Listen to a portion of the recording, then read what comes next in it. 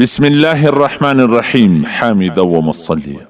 محترمینو، یو محترم ورور دا پوښتنه کړې ده چې ما د کور والا سره کوروالي کړې ده. دخول مې ورسره وکړي خو ځان مې نه دی انزال کړی، یعنی فارغه سوی نه یم، بیرته ژر ژر راولاړ سوم، خو صرف دخول وسو.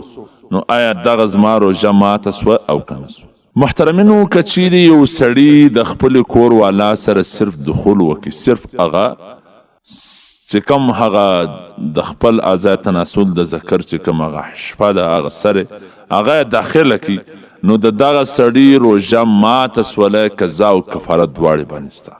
بیا که انزال وسي او که نه وسي دغه اعتبار نشته. که صرف بس دخول یې وکړي د ده روژه ولاړه او کفاره او قضا دواړې باندې سته، یو شپېته روژې به نسي.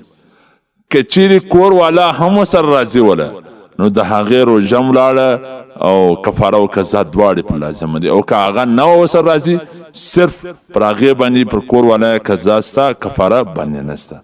خو البته پر ده باندې قضا او کفاره دواړې راغلي.